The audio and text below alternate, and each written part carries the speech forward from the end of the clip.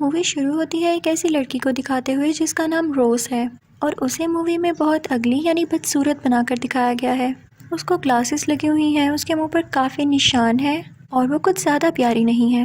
اس میں کانفیڈنس بھی نہیں ہوتا کیونکہ وہ یہ سمجھتی تھی کہ شاید وہ پیاری نہیں ہے، اور لوگ بھی اس کا مذاق اڑایا کرتے تھے۔ روز ایک فیشن ڈیزائنر ہوتی ہے اور یہ بہت اچھے اچھے ڈیزائنز بنایا کرتی تھی کیونکہ یہ کافی ٹیلنٹڈ بھی تھی۔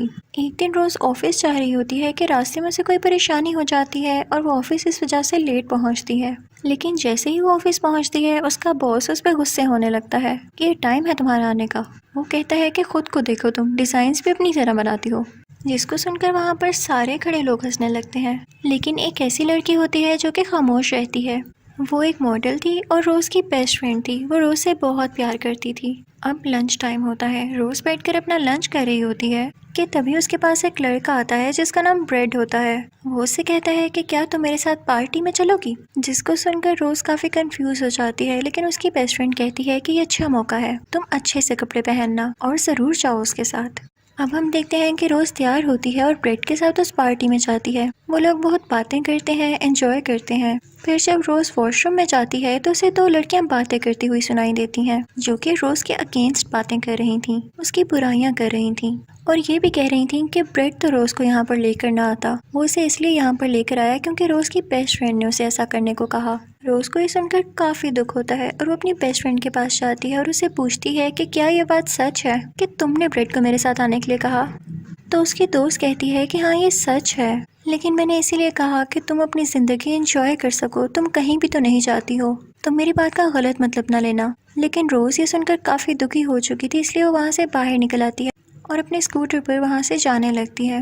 لیکن راستے میں اس کا کسی کار کے ساتھ ایکسیڈنٹ ہو جاتا ہے جس کی وجہ سے وہ بہت بری طرح زخمی ہو جاتی ہے۔ اس کی بیسٹ فرینڈ یہ دیکھ کے بہت زیادہ سیڈ ہو جاتی ہے، پاگل ہو جاتی ہے اور اسے ہاسپٹل لے کر آتی ہے۔ روز کو بہت گہری چوٹیں آئی تھیں، اس کے جسم پر ہر طرف پٹیاں ہوئی ہوئی تھیں، بینڈیجز لگے ہوئے تھے۔ روز ایک ہفتے بعد جاگی تھی۔ جب اس کے فیس سے اس کی پٹی اتاری جاتی ہے تو وہ یہ دیکھتے ہیں کہ اس کا فیس بالکل ڈسفگر ہو چکا ہے، خراب ہو چکا ہے، اور روز بھی جب یہ دیکھتی ہے تو اسے یقین نہیں آتا کہ یہ اس کے ساتھ کیا ہو گیا۔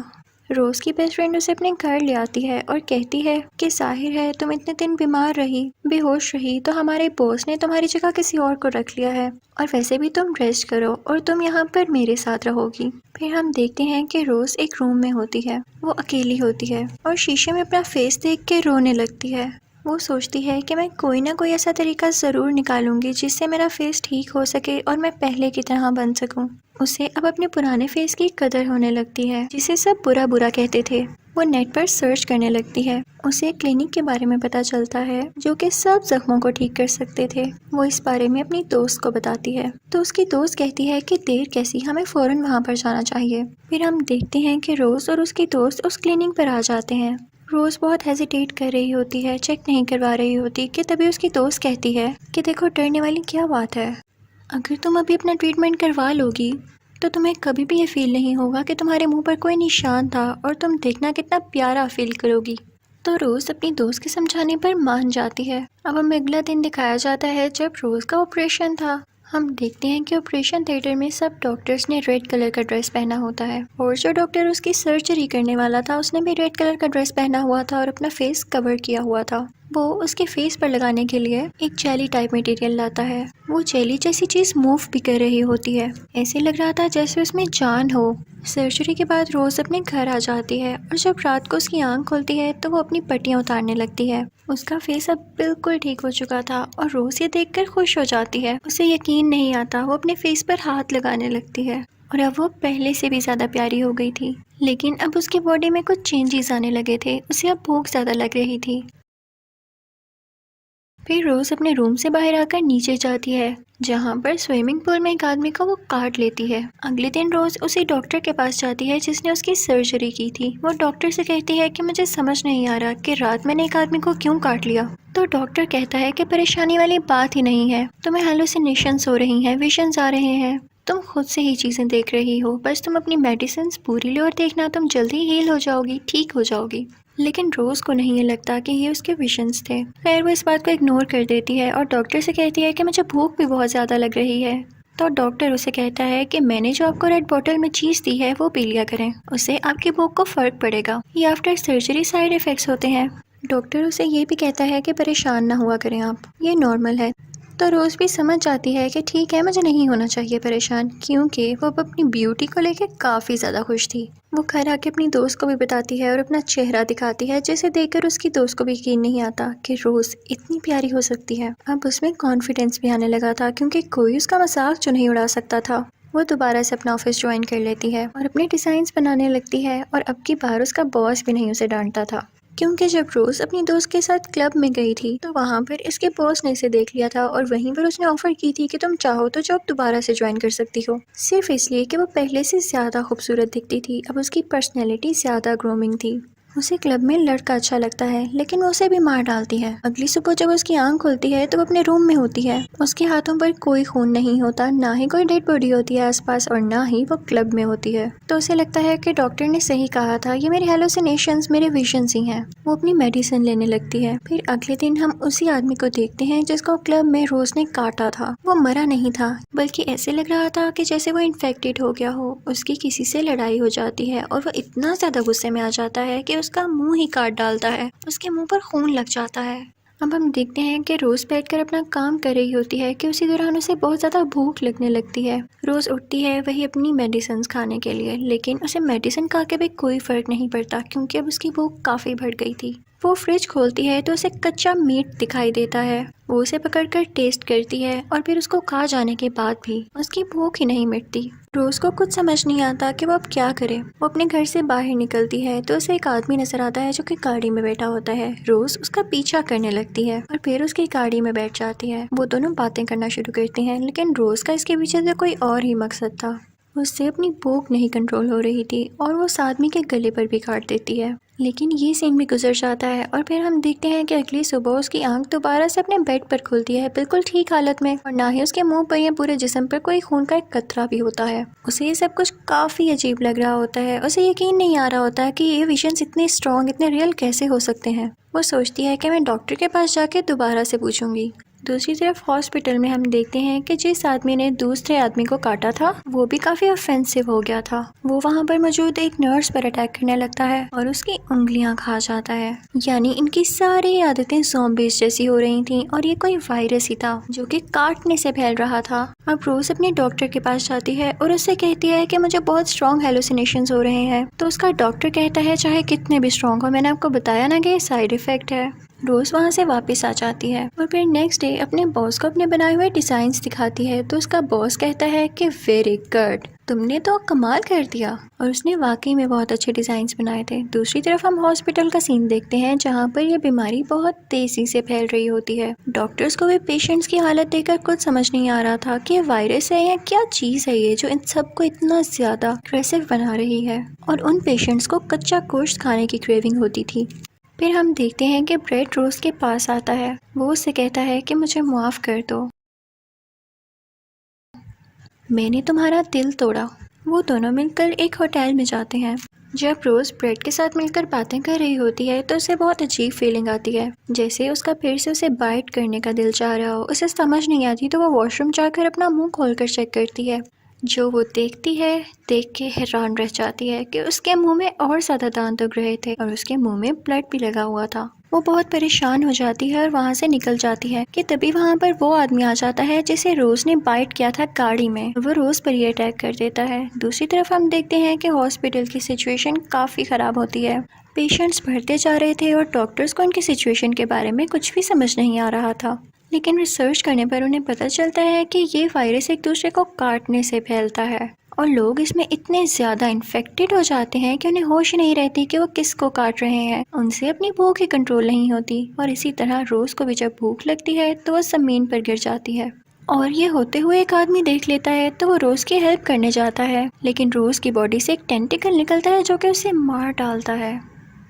پھر روز کو ایک ویژن آتا ہے کہ ایک عورت کو ایک بیڈ پر بٹھایا ہوا ہے اور اس کے آس پاس کافی نرسز ہیں، وہ اس کے چہرے کو کور کر رہی ہیں کسی لال کپڑے سے، ریڈ کپڑے سے، اور اس کا چہرہ کافی عجیب ہوتا ہے، اس کا چہرہ ڈسفگر ہوتا ہے۔ لیکن ابھی بھی روز کی آنکھ کھل جاتی ہے. اسے بہت سی عجیب فیلنگز آ رہی تھیں. اسے دوبارہ سے بھوک لگ رہی تھی جو کہ اس کے کنٹرول سے باہر تھی. وہ جاتی ہے اور اپنی ریڈ بوتل لے کر آتی ہے جس میں اس ڈاکٹر نے میڈیسن دی تھی اس کو کہ جب تمہیں بھوک لگے تو یہ پی لینا. کہ تبھی وہ پیتے پیتے وہ بوتل اس کے ہاتھ سے نیچے گر جاتی ہے اور جب روز جھک کر دیکھتی ہے تو وہ کوئی میڈیسن یا سیرپ نہیں ہوتا بلکہ انسان کا خون ہوتا ہے. کافی گاڑھا خون. روز پھر اپنے آفس جاتی ہے اور ویسا ہی ریڈ ڈریس تیار کرتی ہے جیسا کہ اس نے اپنے خواب میں دیکھا تھا اور پھر یہ ڈریس وہ اپنے باس کو دکھاتی ہے. اس کا باس یہ دیکھ کے بہت امپریس ہوتا ہے کہ تمہیں یہ آئیڈیا کہاں سے آیا اور وہ اسے کہتا ہے کہ میں اسے پریزنٹ کروں گا ایک بہت بڑے شو میں. تھینک یو اسے بنانے کے لیے. اب ہم دیکھتے ہیں کہ شو شروع ہو چکا ہوتا ہے لیکن وہاں پر ابھی تک روز کی دوست نہیں پہنچی تھی. وہ اسے ڈھونڈنے چاہتی ہے تو ڈاکٹر کی بھی کال آتی ہے جو کہ اسے کہتا ہے کہ مجھے تم سے ارجنٹلی ملنا ہے. لیکن روز اس ڈاکٹر سے ملنے نہیں جاتی کیونکہ اس کا فیشن شو میں ڈریس جو ڈسپلے ہونا تھا. پھر وہ اپنی دوست کو دیکھنے جاتی ہے لیکن اتنی ہی دیر میں اس کی دوست وہاں پر پہنچ جاتی ہے. وہ بتاتی ہے کہ شہر کے حالات بہت زیادہ خراب ہیں. پیشنٹس بڑھتے ہی جا رہے ہیں اور ٹریفک بھی جام ہوا تھا تو میں کسی دوسری طرح آئی ہوں اور وہاں پر مجھے ایک عورت ملی جس نے میرے ہاتھ پر کاٹ لیا. اب میں کیا کروں؟ اصل بات تو یہ تھی کہ اب وہ بھی انفیکٹڈ ہو چکی تھی کیونکہ جس عورت نے اسے کاٹا ہوگا وہ بھی زومبی کی طرح ہوگی. اس دوران ہم دیکھتے ہیں کہ روز کو یہاں پر بھی پھر سے بھوک لگنے لگتی ہے اور وہ زمین پر گر جاتی ہے.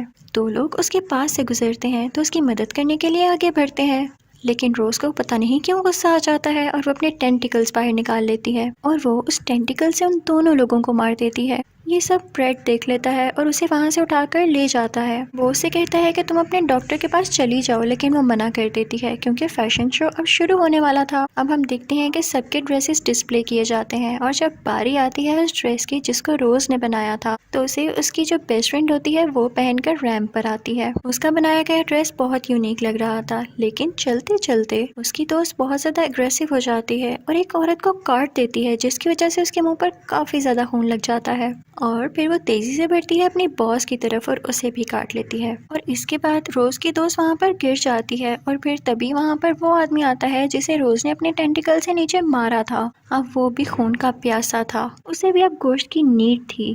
روز اپنے دوست کی طرف بڑھتی ہے اور رونے لگتی ہے کیونکہ وہاں پر اب پولیس بھی آ چکی تھی جو کہ ان لوگوں کو مار رہی تھی جو انفیکٹڈ تھے. لیکن اس کی بیسٹ فرینڈ یہاں ماری جاتی ہے. بریڈ اسے زبردستی اس کے ڈاکٹر کے پاس لے کر آتا ہے لیکن روز بہت رو رہی ہوتی ہے. وہ خود کو بلیم کر رہی ہوتی ہے اس سب کے پیچھے کہ میری وجہ سے یہ وائرس پھیلا. وہ ڈاکٹر بریڈ اور روز کو ایک کمرے میں بند کر دیتا ہے اور بتاتا ہے کہ تم سمجھ رہی تھی کہ بریڈ تمہارا دوست تھا. اسے تو میں نے چوز کیا تھا تم پر نظر رکھنے کے لیے. تو بریڈ کہتا ہے کہ ہاں یہ ڈاکٹر ٹھیک کہہ رہا ہے. میں تمہیں اسپائی کر رہا تھا اور مجھے فیمس ہونے کا شوق تھا اسی لیے میں تمہارے ساتھ تھا. لیکن یقین کرو اگر ایک طرف یہ بات سچ ہے تو دوسری طرف یہ بھی بات سچ ہے کہ بے شک میں تمہیں اسپائی کرنے آیا تھا لیکن بیچ بیچ میں میرے دل میں تمہارے لیے فیلنگز بھی آ گئیں اور میں نے تم سے سچی دوستی کی. تم اس پر کبھی شک نہ کرنا. لیکن روز رونے لگتی ہے. اسے اس بات پر یقین نہیں آتا کہ اتنا بڑا دھوکا ہو گیا اس کے ساتھ. اسے بریڈ پر بہت غصہ آتا ہے. ڈاکٹر یہ سن کے بریڈ کے منہ پر کافی خون گرا دیتا ہے. روز اس روم میں دیکھتی ہے کہ وہاں پر ایک کریچر ہے جو کہ انسان کی طرح لگ رہی تھی. بیسیکلی وہ آدھی انسان ہی تھی. ڈاکٹر ان کو بتاتا ہے کہ یہ میری وائف ہے. وہ کہتا ہے کہ اسے پتہ چل گیا تھا کہ اب مرنے والی ہے تو اس نے اپنی باڈی کسی کریچر کے حوالے کر دی. کیونکہ اسے کینسر تھا تو اسی لیے وہ اپنی پین ختم کرنا چاہتی تھی لیکن وہ کریچر بہت اسٹرانگ تھی تو اس لیے اس کا کینسر بھی امورٹل ہو گیا جو کہ کبھی نہ ختم ہو سکتا تھا اور اسی لیے وہ ایسی دکھتی ہے. روز کو کافی غصہ ہوتا ہے ابھی بھی بریڈ پر. غصے میں وہ اپنا ٹینٹیکل باہر نکالتی ہے اور بریڈ کو چاند سے مار دیتی ہے. اس کے بعد وہ اپنی نائف باہر نکالتی ہے اور ڈاکٹر کی وائف کے ٹینٹیکلز کاٹنے لگتی ہے جس سے ڈاکٹر کی وائف مرنے لگتی ہے. ڈاکٹر کچھ بھی نہیں کر پاتا کیونکہ وہ اس روم کے باہر ہوتا ہے اور پھر روز اسی نائف سے اپنا گلا بھی کاٹ لیتی ہے تاکہ یہ وائرس یہاں سے باہر نہ پھیل سکے.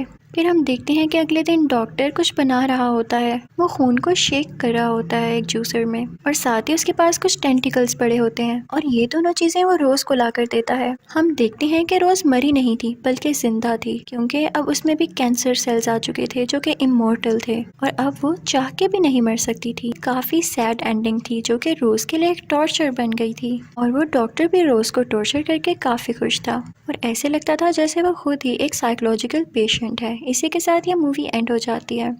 Thank you for watching.